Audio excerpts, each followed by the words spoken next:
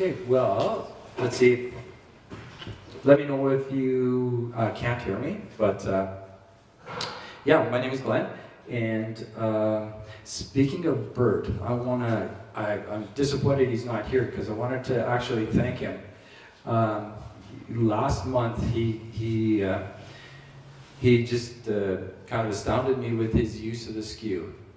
Because I was one of those persons that thought that skew is good for opening paint cans and that's it. And he said one thing, like he demonstrated it so well, but he said one thing that really kind of stuck with me, and he said, when they get dull, they're just not going to work. And I should have known that right from the start. I went back, and my father had this little jig, and it's Sabre Sharpening Center. And it just got a sliding tray on it. And as soon as I set this up and started using it to sharpen my skews, it's just like a whole world has opened up for me.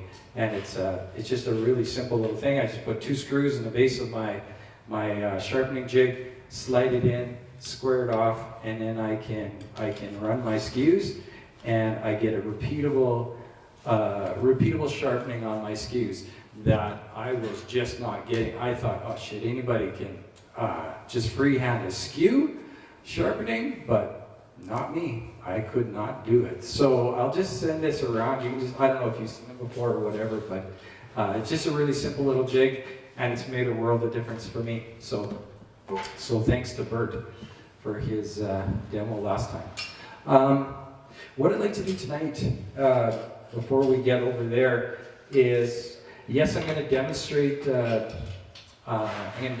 Some spatulas of different sizes, and kind of what I do with them, how I make them, and some variations too. That I think anytime we see stuff as woodturners, and we see a simple idea, and then think, well, how can I change that to make it my own project? So I'll just demonstrate how you can make these as well. But before we do that, I'd like to, spatulas and rolling pins just kind of seem to go hand in hand for some reason. And I make a couple different types. I'm involved with the Saskatoon Turners Guild, and one of the guys there who's just quit turning recently, he was turning out $10,000 or $12,000 worth of rolling pins, per year. And Saskatoon is a way smaller market than Edmonton, but I'm not. I've basically just been, gifting them to people. I'm not much of a. This is not really where my turning joy comes from. Is doing stuff like this, but. A chunk of birch like this, or maple like this, is less than $3. And if you can turn it into a rolling pin that you can get 30 for, pretty, I wouldn't say $30 is a pretty reasonable price for these larger ones. And if you know anybody who's got grandkids, I call these my little helper rolling pins, because grandparents are suckers for anything that little kids could use. So it doesn't take very big material to make these little guys. So, but yeah.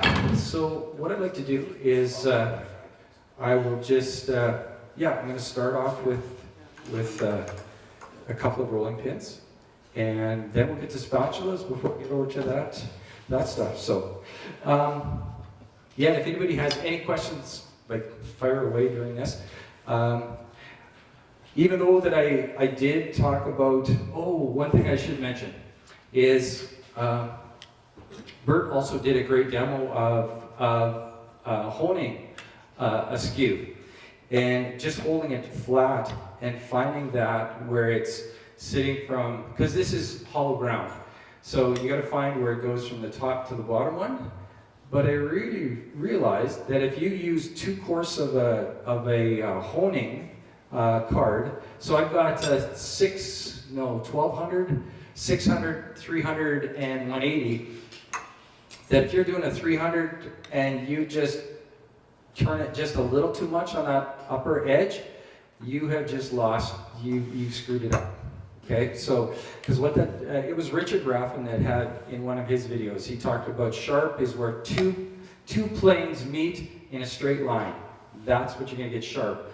As soon as you take this and you shave one side off, all of a sudden you've got a curve, or you've got three planes, and you're just never going to have that sharp again. So you can do a lot of damage with a hone if you're not careful. But it just, I mean, with the right practice of just laying it on there and just making sure you keep both of your shoulders, like the front edge and the back shoulder, you can do a good job. And it doesn't take tons of honing to get that, but you can wreck your sharp by honing. Just wanted to point that out. So that's what I find so nice about that little jig that I passed around. It's it really keeps things where they should be, or repeatable anyway. So yeah, so this was my roughing gouge was spindle roughing gouge was one that I found here on a table several years ago, and I really like this as a roughing tool. So let's see what we can do to. Oh, one last. I know a number of people were with Jimmy Clues a few years ago, and Jimmy's thing was the faster you can turn, the better. And when you're dealing with something that's between centers like this and relatively safe, there's very little possibility of this going too sideways. Like, and what I'm using here too, I won't pop it out, but I'm using a safe drive, and basically that's a collar with a pin through it. So I don't know how tight I have this. I'm just going to back it up a tiny bit and try not to. So I can stop it with my fingers like this. And so I'm a big proponent, or I really think it's a good idea to use these safe drives. I just, I've never had a problem since I've started using them. So they're worthwhile. But let's get started.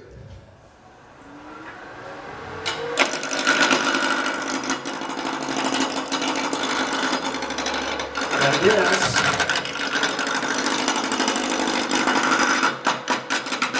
this lathe maxes out at 26, and it seems. Does that seem 2600? This is our low speed. Do you not think, Ken? Yeah, it is. Can I just take a second to just change that, folks? The other day, but with my 3-horse and that one was like night and day. Oh well, maybe I will instead of taking your time to change it. I should have done that before that. Okay, we'll go with this, but maybe 26. We'll see. Yeah, it's really jumping.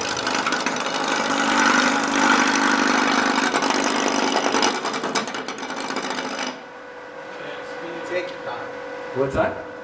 Speed it up? Are you okay if I do that? I just have to go grab an Allen wrench for this, I believe. Not that I'm going to be able to turn any better, but we'll see here.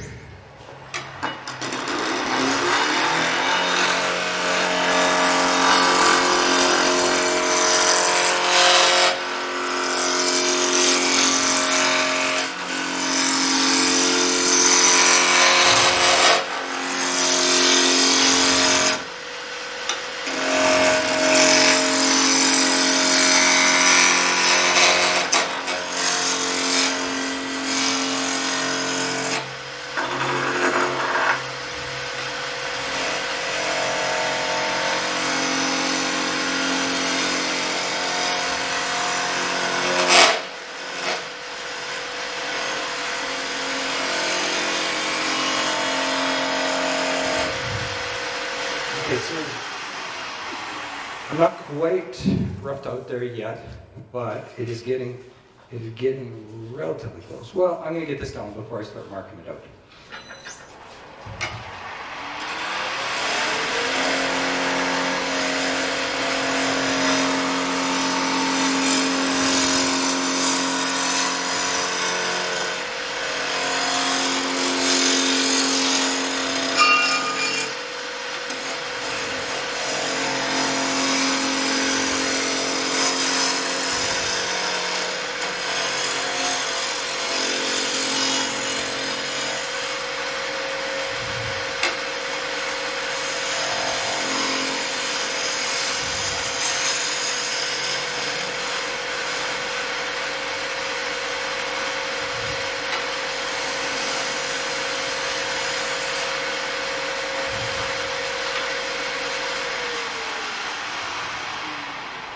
So now we're back up to running at 2600, which is quite a bit.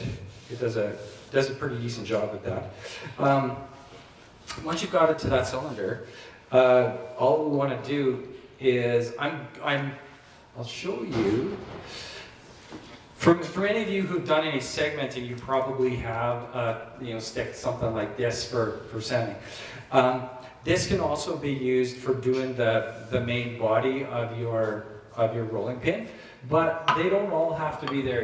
There's a French style that tapers from center to both ways, and there's also a style that goes relatively parallel for the middle third, and then drops down on both ends. And the idea behind that one is by putting some pressure down on this side, you can lift this side up, and then doing this way you can go this way. And some people who get really good at that can throw out some dough really quickly. So I'll send those two around first so you can just see the difference of in those French pins. But yeah, and I intentionally, well, no, I had planned to bring sandpaper, but I didn't want to do any sanding because I find sitting in the audience and just having this sanding dust, I'd rather have that in my shop and control that rather than having you folks breathe it in. So I'm not going to be doing any sanding. So what I am going to be doing is I won't need more than about a quarter of an inch on both ends of this. That will, because my pins are in there, I don't want to get any closer than that. I am going to kind of use this style. I find this one quite comfortable to use. Not, okay, who am I kidding? I don't know. I find it quite comfortable in my shop. I have never once taken this to a counter with dough on it. So I don't know how the heck they work, but I think it feels good. So,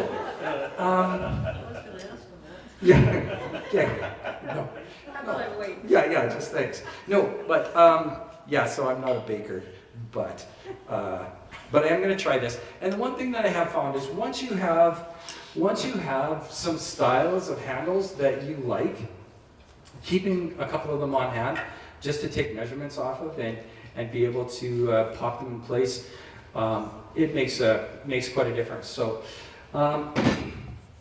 the first thing that I'm gonna do here is we're gonna set the height of this with my, we're gonna do this. So this caliper, I just took it to my grinder and flattened it off so to take out some of the meat that's here. Because the one thing you don't want to do is put that in while you're 26 or 3200 RPM and have that come and stick in your forehead, because that would probably slow you down a little bit. So by tapering this off a little bit, it'll give you a little bit of wiggle room there to set that. So I'm going to set that there and there.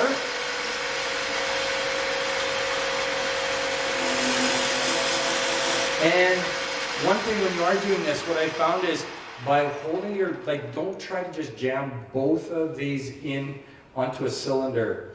Don't force it in there. Take your bottom one and then gently bring your top one in. And when it comes towards you, you know you've hit your radius that you're looking for. Or diameter.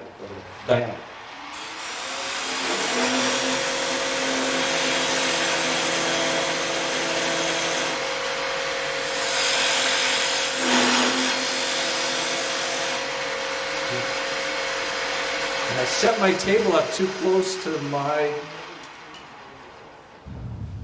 this is going to be I stayed on wheels because I'm a little bit, I'm just a little taller than this lathe. I've got my lathe propped up. Maybe that will do it there. Are we okay there? Is that okay? Yeah, great. Okay. So in my excitement, I ended up making this diameter smaller than I had intended. So the easy thing to do is just match this one to meet that.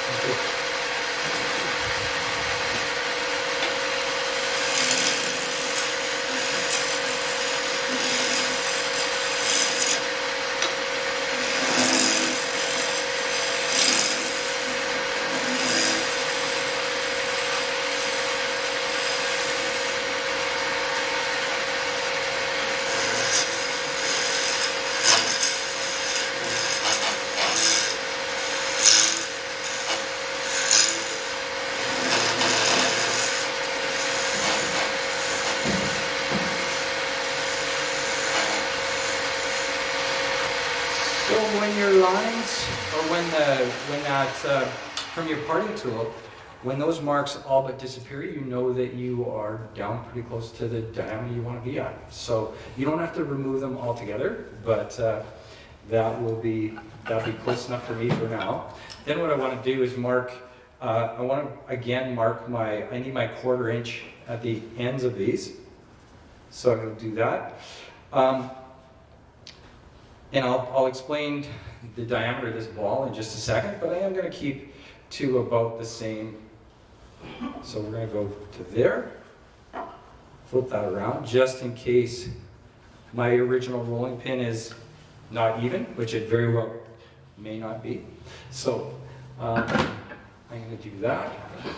And so now that I've got my diameter here and here, what I want to think about is drawing a cube here. So whatever distance this is up this way, I want to come across this way to get, then my sphere is going to fit inside that. Okay, so it's going to come to about there, and about there. Okay, so what I'm going to do now is just grab I'm just going to take a little bit of this down.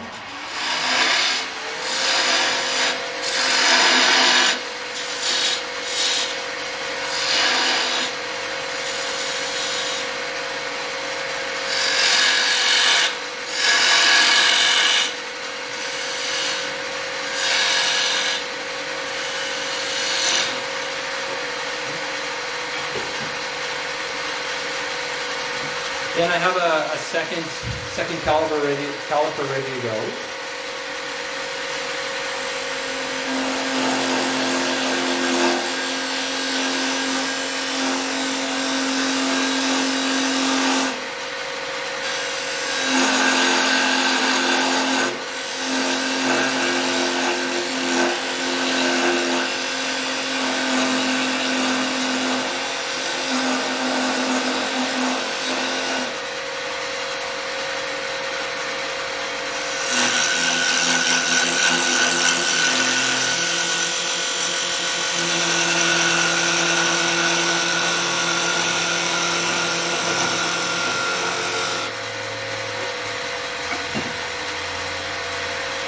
So I've got my smallest diameter mark there on both sides approximately.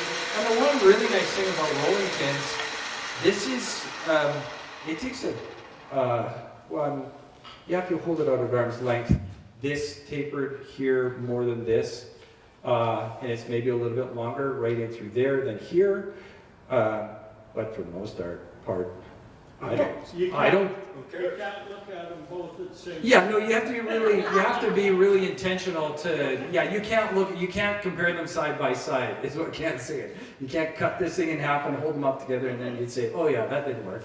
But, oh yeah, it's just for, yeah, and you can build neat little holders for this style too, like just to put the thing. But, okay.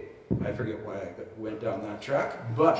For somebody who has 2 different size hands. Yes, yeah, that's right. Yeah, so what we're going to do here, we're going to go here to here. And now what we're going to try to do, or what I'm going to try to do, is taper from that line down to my diameter that I've cut here as evenly as I can on both sides. And if I don't make it, I don't make it. I'm not going to lose a lot of sleeve over it, but...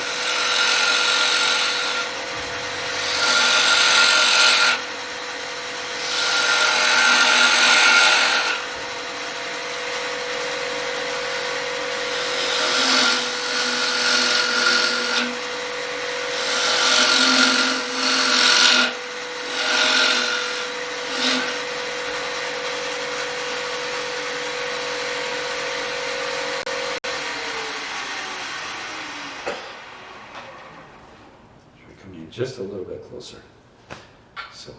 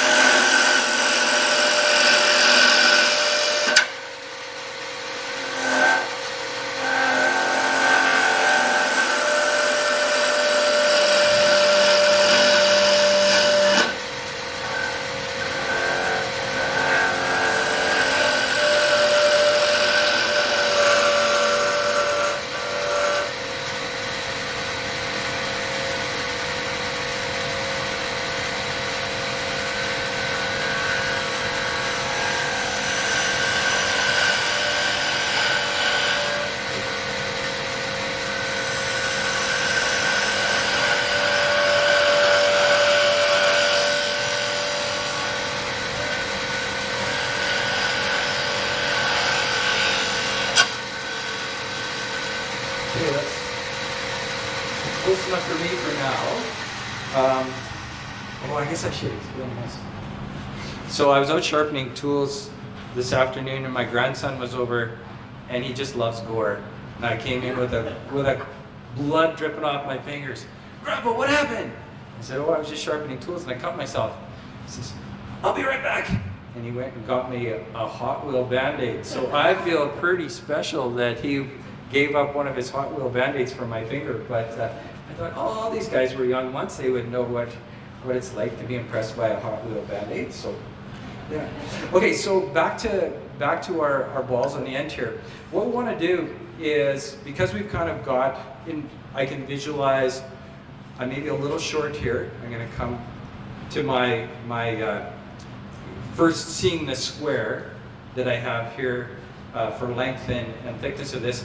Then what I want to do is mark center, because when I'm doing a ball, I want to stay off that center line. Because as soon as I touch that center line, my ball gets smaller and smaller and smaller. Okay, so I'm gonna put a mark there, and I'm gonna put a mark here, and I'm gonna try to work both ways. Holy moly, is this thing hot? But okay, if you see flames, like just step back a little bit, whatever. Yeah. Okay, so what I'm using here, I don't know if you can see this, but I'm using a detail gouge that I've got a really steep angle on, and I find that these. And this one too. For anybody doing finials, this is just the. It's a Thompson tool, but it's the one that Cindy Drozda recommends. I'll just pass that one around. And it is sharp, so I would say don't rub your fingers on it like it's, I didn't take any burrs off there or anything, but You don't have any hot wheels Band-Aids? I know, I just know what. No Hot Wheel Band-Aids. No, sorry.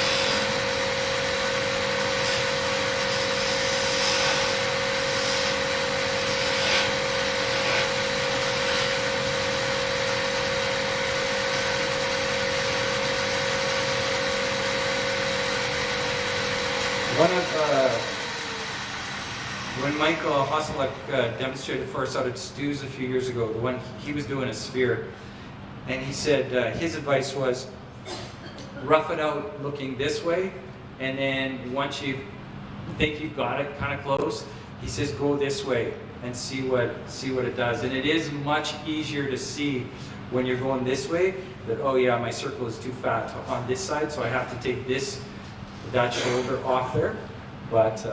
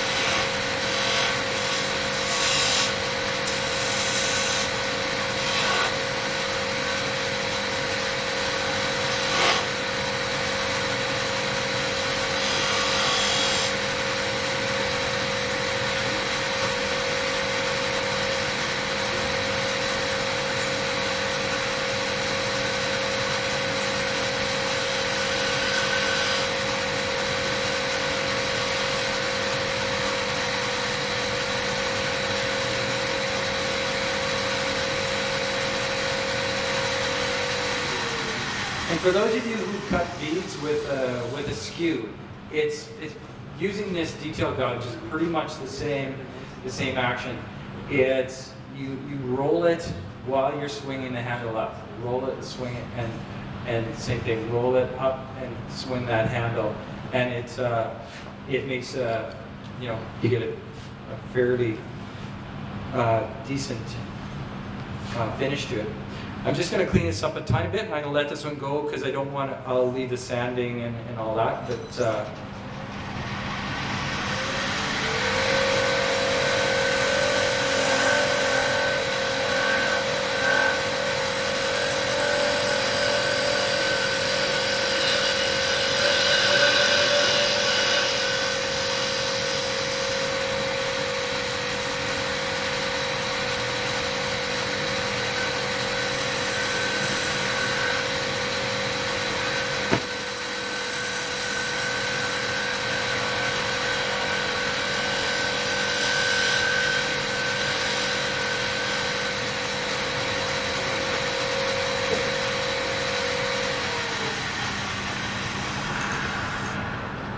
so the one nice thing about working between centers, you don't have to be fussy about, when you've got a chuck and you always have to mark what number 4 or number 1 or whatever, like where that chuck bit into that project.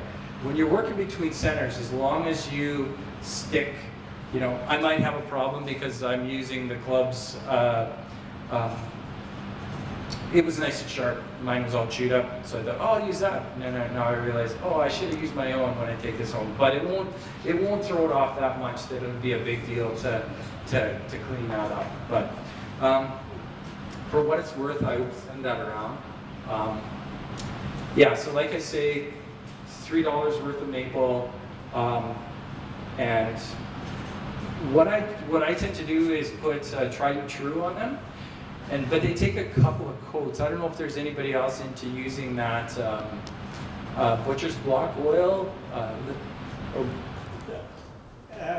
Excuse me, I found that walrus oil right. is better than the butcher block oil. Right. Yeah, Ken tells me he just bought shares in walrus oil, so yeah, he's pushing that pretty good. Yeah, so I'm gonna try that too, that walrus oil. Where did you get it, Ken?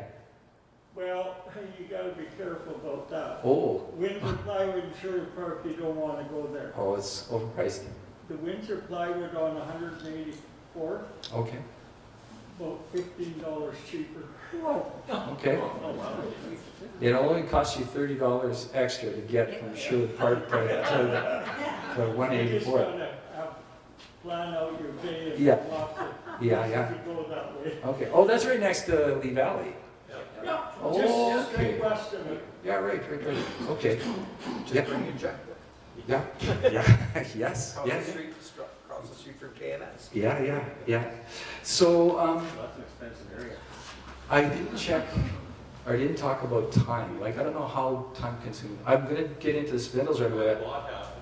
Oh, you bought half of it already. Okay, well then I don't have to worry about time at all. But okay, so yeah. Okay, so the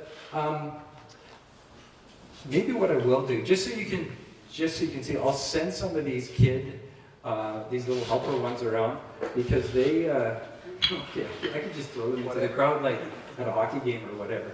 But yeah, there's no right or wrong with what you choose to what kind of handles you put on them.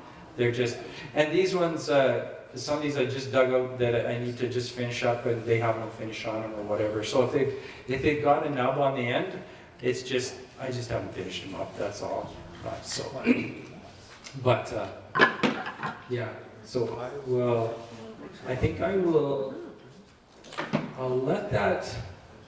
Any questions about? Oh, one thing I should mention. There was a guy kind of in North Edmonton that was importing 4x4 dunnage off the from Vancouver, the port of Vancouver. So this is, and what he was doing, I think they were 4x4. Maybe they were 4x4s. Were they 4x4s? But what he would do is plane one side, so you could see what kind of chair. But it was all mystery wood. When you look at buying, do you remember how much those? Did you like? I think they were like. When? Were they $20 for an 8-foot 4x4? Like they were pretty reasonable. So to turn that into, and he goes on. I think my son-in-law found it on Facebook, but it's a.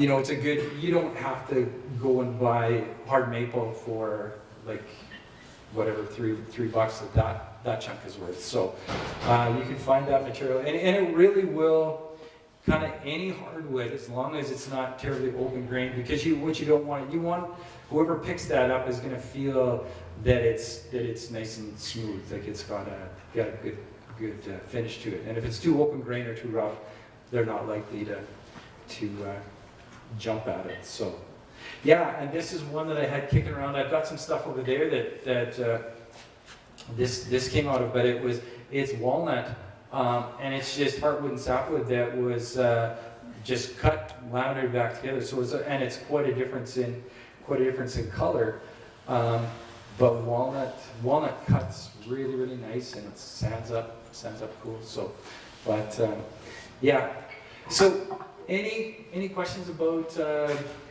rolling pins before I leave that? Those little ones will also work, as you probably know, on ravioli. templates. No, ravioli comes out of a can, right? Does it not? Like you just, that's all it takes. Yeah, but that's not open can. Yeah.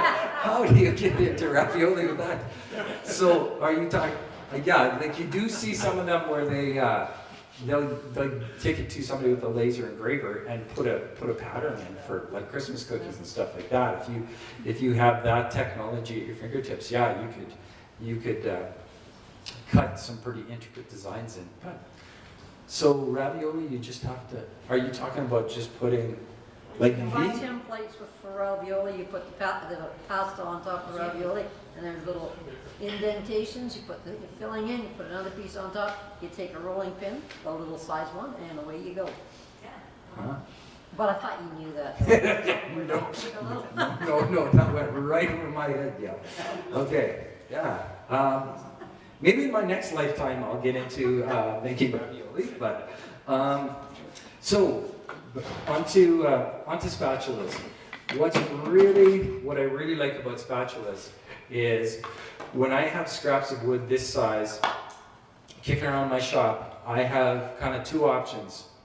I can throw them in the box that my daughter has her really regular fires with, and she has really nice smelling fires because it's all hardwood, or I take it to the table saw, or you can do the bandsaw. These were done with the table saw, so you have a fairly good finish on it already.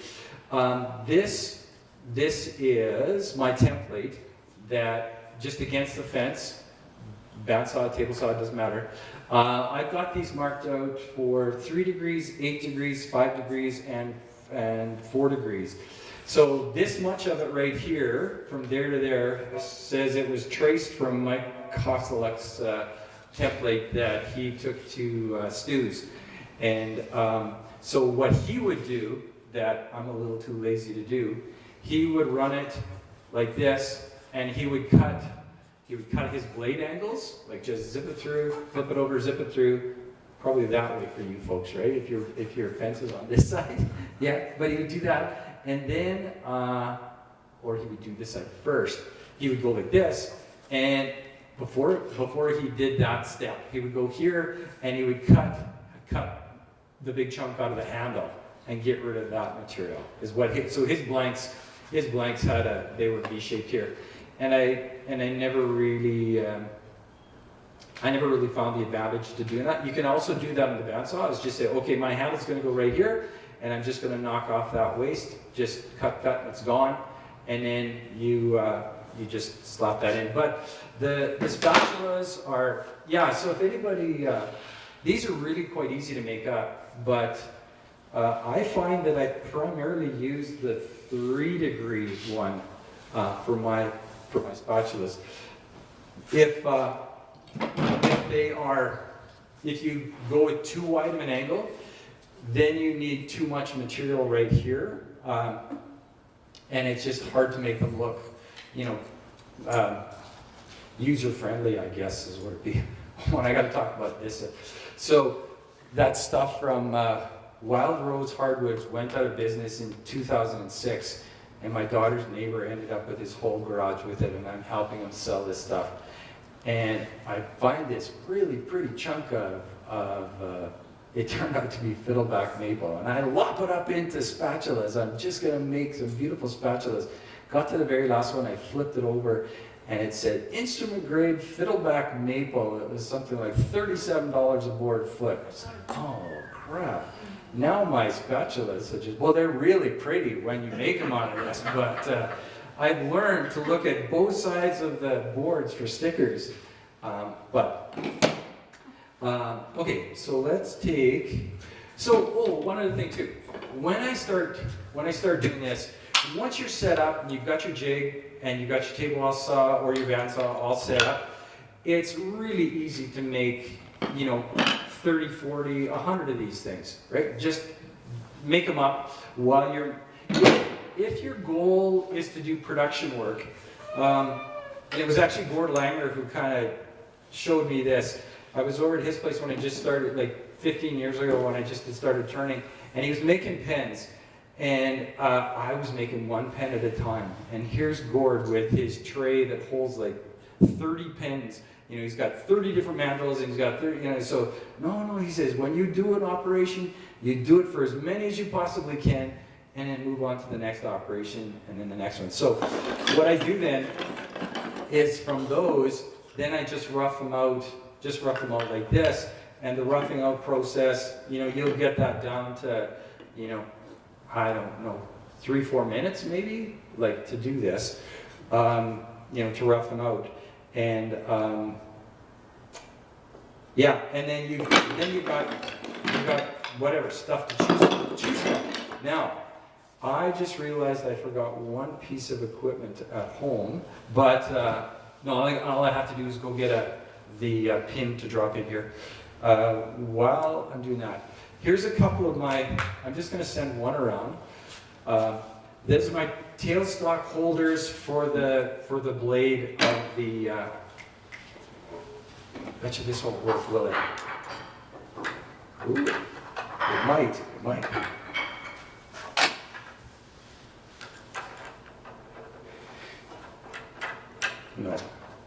No, it will. No, it won't. It keeps jumping up. I'll be right back. Sorry about that.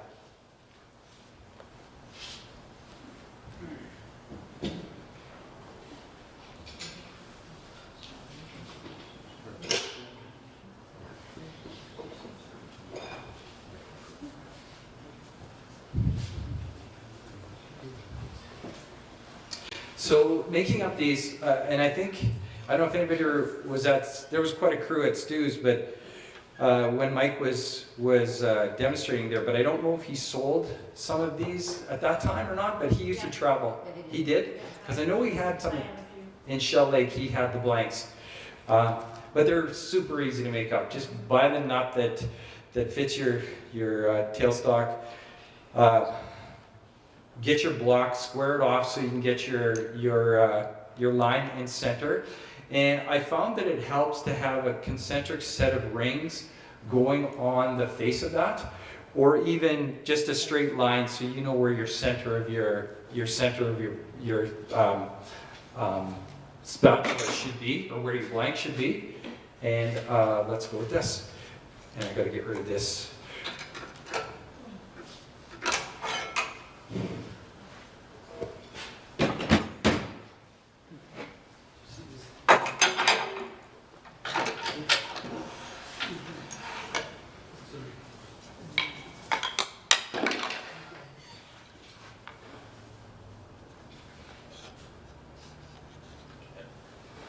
So if your blade is about the same size as your holder, it's pretty easy to get it centered. But if it's quite a bit bigger, then it's better that you take the time, mark center, line it up with the center of your holder, and you know, then you're not going to have such a, you know, your spatula is not going to get smaller than you intended. So once they're roughed out, what I really enjoy about this part is then you've got all of the, you know, from a single bead to you know, multiple beads, and they don't really have to be, you know, they don't have to be that even. They just have to feel good in your hand. And what feels good in our hands as turners doesn't necessarily mean they're going to feel good in somebody who cooks, right? So don't worry about if it's a little bit different. One thing I try to avoid is getting too much finicky detail down at this end where it's going to get all sloppy and dirty, and then you're going to have food particles inside there, and I would think that would probably turn off most cooks. And I also find that putting this little ring around there is it's just another little detail that helps. So I'll send those. Oh yeah, one thing I wanted to mention is stoves in North America are pretty well a standard height, like the burner height on a stove, for the most part. What the variation is the shoulder height of the cook. So if the cook is shorter, they're obviously not going to want to hold the spatula up like this, right? So you have to look at creating, if you're going to go into selling these, then do various lengths, various thicknesses, whatever. Different things appeal to different people. And yeah, I'll just send some of those around. The fur makes a really nice pattern, but let me just.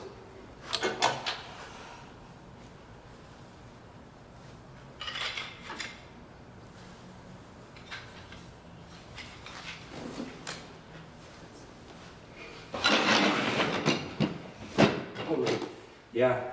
Oh, and I'll send this one around too. So this one, you don't have to worry too much about, like, you've got your angle of your blade cut, so it's coming like this. You don't necessarily have to come down to that diameter. It can have some flat spots on it, and it's not going to look, unfinished or whatever. So it can, they're pretty forgiving in the big scheme of things. So.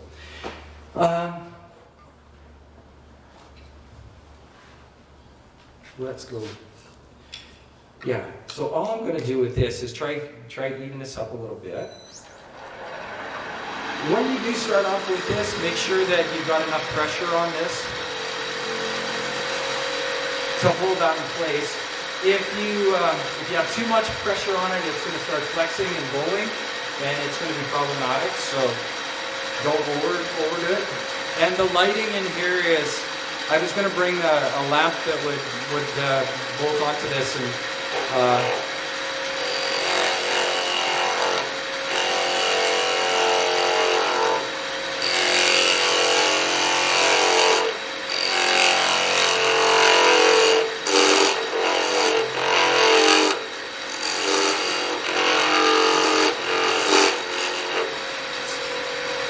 so when you come to a diameter that you're kind of happy with, that you're going to use that as your oh, I should go a little bit farther because I see this one's a little bit off center here, but for whatever reason, maybe just rechecking it.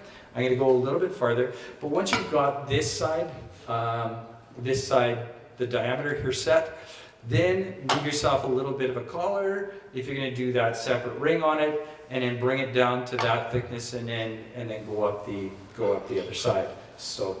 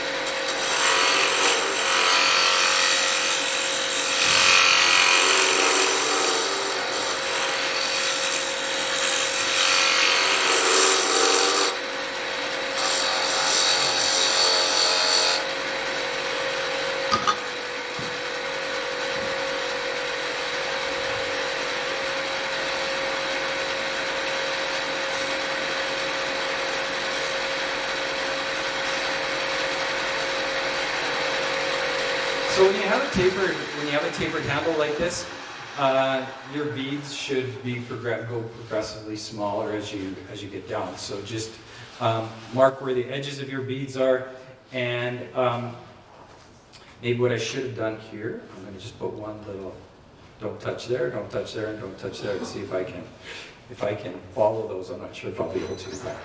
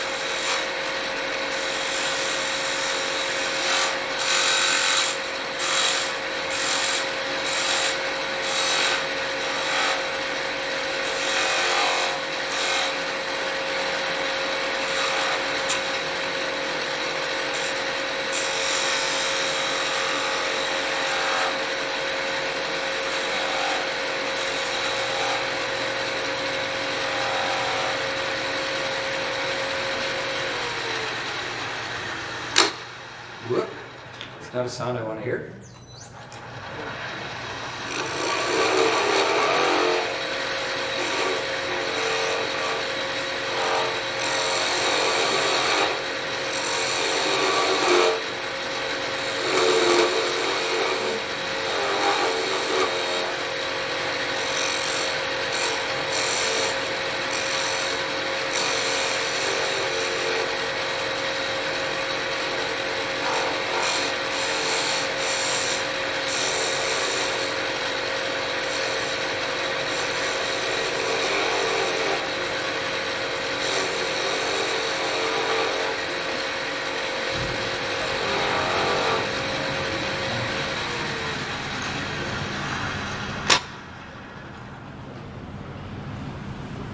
Yeah, so this one at least you can see where I marked the center of the beads and tried to stay off there. So some of the... But you showed me those first blanks that you said you 100 at a time, wrong? Oh, these ones right here. Okay. Yeah. Yes. So those are going to be all short spatulas. They are. The handle comes out of there. Yes, the handle comes out of the thicker part. Yep. Yeah, so having there's no, like, you can do anything from a butter knife, like, that would be quite short, and you can just take it to whatever method you're sanding afterwards, to put a curved blade on it. But yeah, these are going to be all, I could just really quickly turn one of these into more of a blank. This chunk of walnut would work just fine. Let me demonstrate that. Right here. So,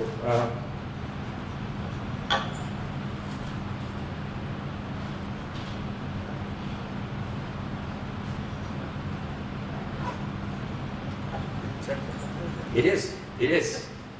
Yeah, it's the technical way of doing it, and but when you're working with, I like to be able to maximize the thickness of this. There's no point in just throwing it on willy-nilly and being off by, if you're off by 3 millimeters, that's a 6 millimeter overall that you're shrinking things down, if that makes sense. But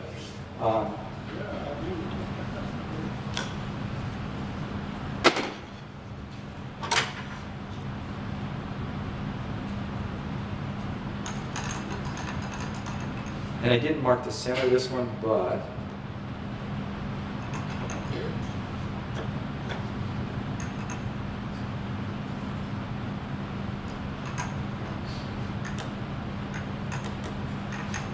Just use the bandsaw or something if you cut them on a bit of an angle? well, I do it on I use my table saw. So my maximum, I think my blade will go up like 3¼ inches.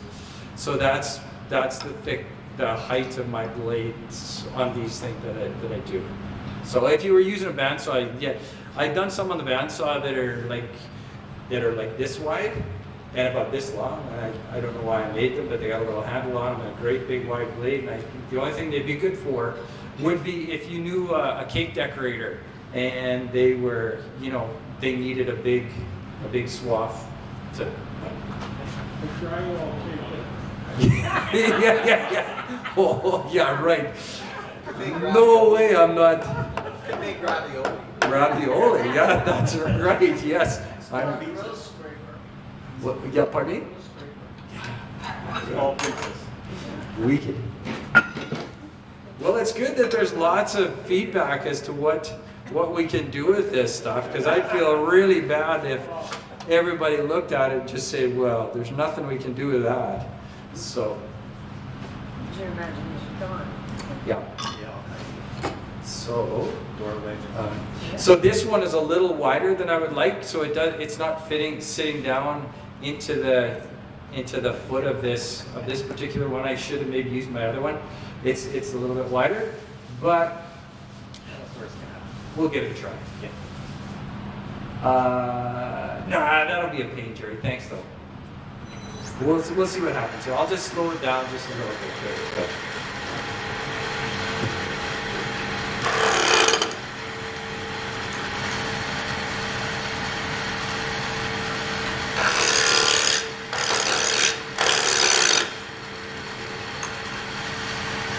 That's that safe drive again that stalls out. That's what I wanted to do.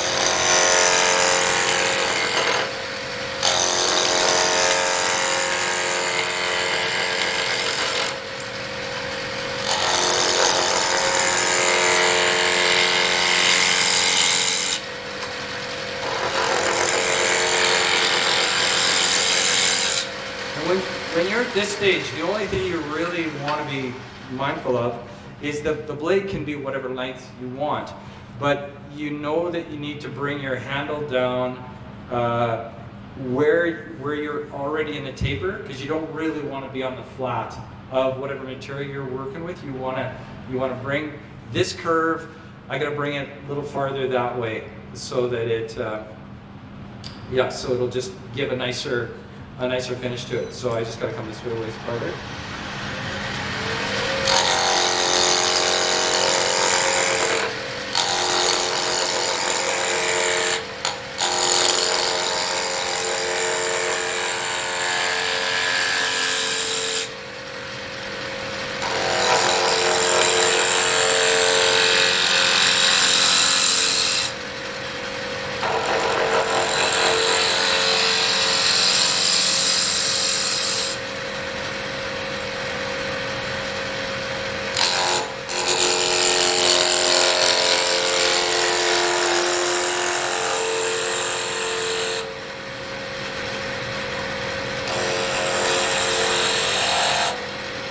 And I should mention, when I'm doing this in like trying to knock out 30 of them at a time, what I do is I would use like a 12 millimeter flat wrench and use that as my my thickness. I don't want to go any thinner than that, just in case I don't want to make them so that they would snap.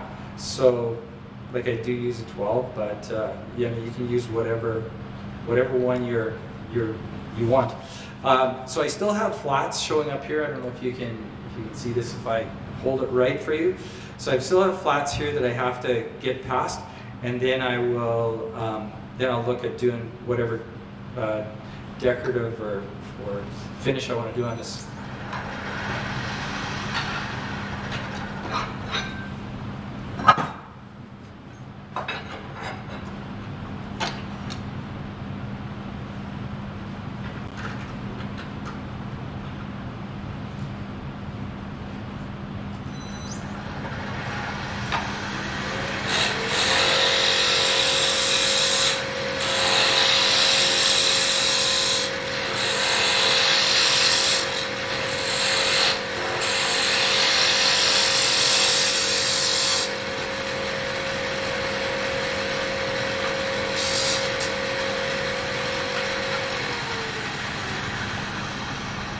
So once you get into the rhythm of doing this part right here should take you, just a few minutes to get to that.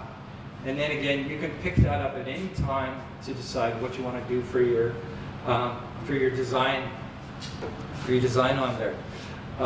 But yeah, if you're doing production work, like, just try to be as efficient with your time as you possibly can, and knock as many of one process out as you can.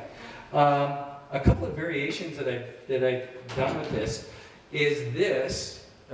So for those of you who eat pie and you want to give it to your favorite pie maker, but they do work quite well. But so the trick with this is trying to get this angle and this angle to be enough that you're not skimming your knuckles on the bottom of whatever to get underneath the pie. So this one, I believe, would have been done with probably something a little thinner than this. But what I did with this, I just cut the length, drew my lines on here, so this point and this point here were equal, and then I just turned my handle so that there's my handle roughed out. I would have to finish this handle before I take this over to my bandsaw, I'd have to do it on bandsaw. But basically what I'm going to do then is once the handle is finished and sanded, I would just take this, lop the bottom off, make this cut, so then I'm down to this kind of profile, not quite that far, because depending on how you're sanding, whether you're sanding with a bandsaw or with a belt disc sander or a palm sander or whatever. But so I would cut that, and then I'd flip it this way and knock this and this off, and I would be pretty close. I'd be pretty close to that with just that. And it might not be terribly efficient use of material, but still it allows you to get that, like this one will have a far greater angle than the one that I've got done here. It'll have a bigger and you could probably come up with uses for this too. It's hard as a teacher. yeah, I don't. Oh, I never had to do that with my students. Maybe you had students like that, but not me. No, it was, so, and stuff like a crepe, a crepe, I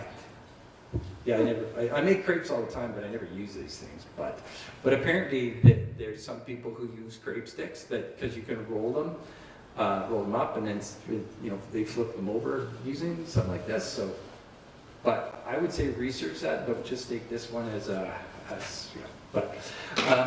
and then I've never used one of these to like in real life because I've never finished this one. But this is basically the same thing as that. And I just cut that with a bandsaw and then sand it. So there's Joanne will know Mel Gange in Saskatoon makes a ton of spatulas, and what he does, he uses a drum sanding head on his lathe. So he's got about a 4-inch diameter, and then he makes left and right curves to them. So basically he'll go with this, leave it a little bit thicker. I don't even know if he cuts the angle here, but then he just bends it this way and then sands it back. So he's got left and right, and I think it's just a marketing gimmick that those Saskatoon people fall for. But the other thing you can do is the radius of the angle. There's two things. So when you're using this, a straight blade is okay for some people, but more people will use it kind of like in a writing style, and so this needs to be angled somewhat. It needs to be angled. The other thing you can do is get the actual radius of whatever pan they're working with, and you can make it so it just it'll scoop it out just like a Teflon one or whatever. That'd be big dollar stuff. That's right. Yes. Yeah. That's it. Yes. Yeah. And then you can use Ken's. What finish was that? Velvet Walrus, yes. Oh yeah, and okay, so the guy in Saskatoon that was like selling, $12,000 or $15,000 of these a year, what he would do is take tried and true and knock it down into little bottles when he was at his farmer's market or whatever, and so that, yeah, he would sell the product, right, like just in his own bottles, but it really helped people say, well, how do I look after this? Well, here it is right here, I can sell this to you for $3, because it's, or whatever, so. That's Glenn, I learned something about that walrus oil on Saturday. yeah. You gotta be careful when people ask you. Oh, Because they think it's made from walrus that it's oil. made from real walruses. Yeah. No, I can. So you gotta explain So- it's a name. You can say it's harp seal or walrus. I don't remember which. And then no. But there was a few were very hesitant. Yes. Oh, I can. Until I explained. Yeah. Yes. So Ken, to buy a liter of that walrus oil, and that's basically you're replacing that or with like the tried and true. That's Yeah, and the literature says it's the most food safe of any product. okay. So, Yeah. I mean, whether they're telling the truth, you have to believe they are. Yeah. I would. Everyone tells the truth. Don't. Oh, we've got a skeptic in your crowd. Look at that. Yeah, and one thing too, like for anybody who's got a burner or whatever, you can start decorating the handles. Do whatever you would like with them. If they're only, if they're going to be only a decorative piece and they're going to be hung up or whatever, then there'd be lots of potential for anybody who's got a laser engraver, to put artwork on here and or whatever, right? So, yeah. No, hitting it like that reminds me of how many times my mom used to break wooden spoons on me and my little brother, just like, yeah. So I could do like a count of how many times. Oh, and this stuff. Has anybody used Kentucky coffee wood? This stuff. I ended up too with that hardwood for that Wild Rose hardwood. I got a ton of that. I just really love the. What is it called? It's called Kentucky coffee tree, and it grows like weeds down there. And the guy that I got it from used to work for Shell in their shipping and receiving. So he would send stuff down on semis, and the semis would be coming back empty. So I would just throw throw a lift of that stuff on your semis and bring it back. Yeah, it's got lots of high appeal, lots of. Yeah, it really does. So, and I've never had problems with them staining or whatever. Like just using tried and true. But yeah. No, and like I said earlier, the size. There's lots of variations, like depending what sauces people are making or whatever, you might be really happy to have little stuff, and it's just a good way to use up. And this is, maybe 5/8 of an inch here. So maybe I started with 3/4 inch material, I don't know, but it's just a good way to use up scraps into something that's fun to make. But yeah. Any other questions about rolling pins or spatulas? Can you show us that tool that you used? You passed one around, but you had the grind on that one. Oh, actually, you know what? I got 3 of them, Okay. and I will pass. I'll send one this way. But they're a detailed gouge that. Well, here we can start over in that corner. But I set up. I just made a little jig so that my sharpening system, like Gail is trying to sell tonight, that just lock that in place, and then I can sharpen that one, or that little Cindy Droz, the one with the little handle on it. That they all have that. But So they've all got a shallow valley. yeah. The Thompson Tools for Drozda also makes a deep valley one, but I don't find it as nice to use. Like that little one that I hand around first, It's just ideal for doing finials. It's just, yeah, and I mean, that's the one that Cindy Drozder recommends, so, because she gets paid the big bucks for it or whatever. I don't know how those endorsements work, but yeah, they're a nice little tool. Yeah. And I stole that grind directly from Hosluck.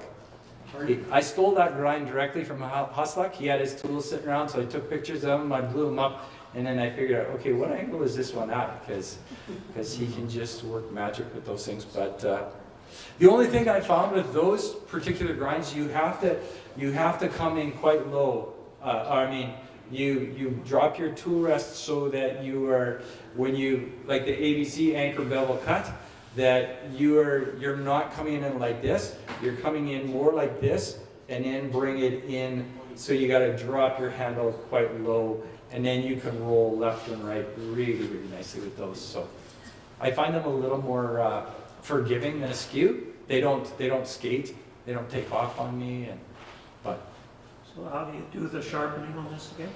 Gail's got just the thing you need to buy. It's right over here. But so, Thanks, Fred.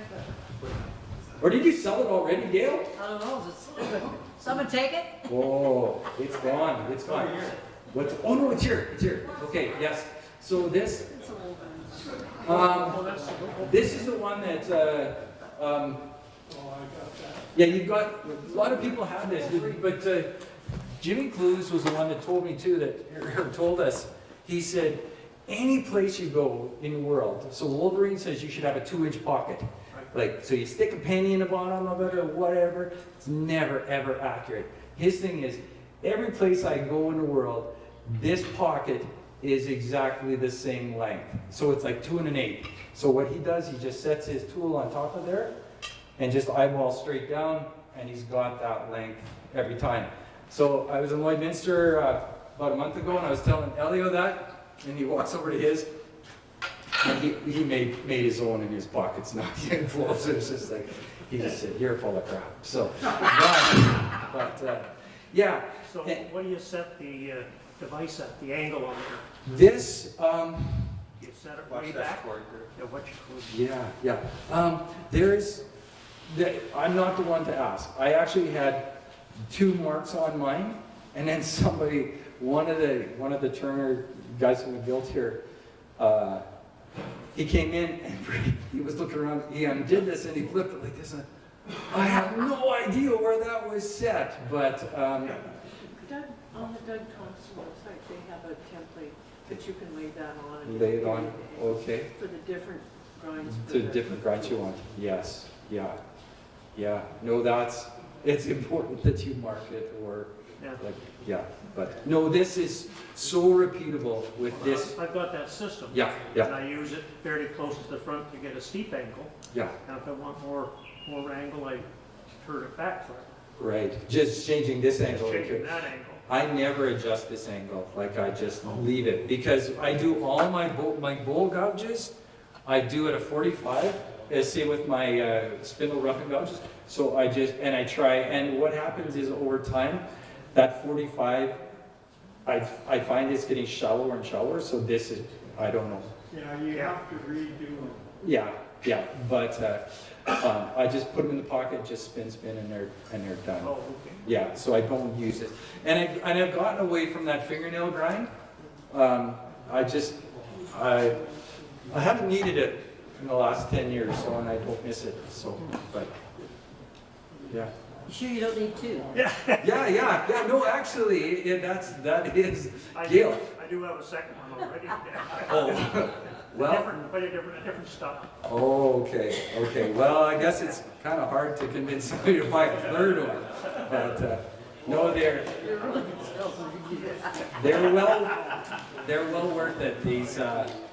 This setup, the Wolverine. So, yeah. So, any other questions before we get show and tell? Your electronic calipers, did you have a grind in them? Oh, I just clean them. Yeah, it's pretty ugly, but and any place where you can buy just cheap little calipers like this. They're not even electronic. This one is. Okay. But the very best, I'll just say Open end wrenches will get that. Yeah, yes, but this is another thing that Ellie will put me onto. This one is divided by 64ths of an inch. And I don't know, like I don't do much stuff in metric, but man, I find this one worthwhile. Those dials are awesome. Yeah, this one, I'll just, that one's good. Yes, time. Use that over digital anytime. Yeah. If you have any more questions for Glenn, Yeah, so it's 8 o'clock, so we should. yeah, sorry, yeah. Treasurer's over here.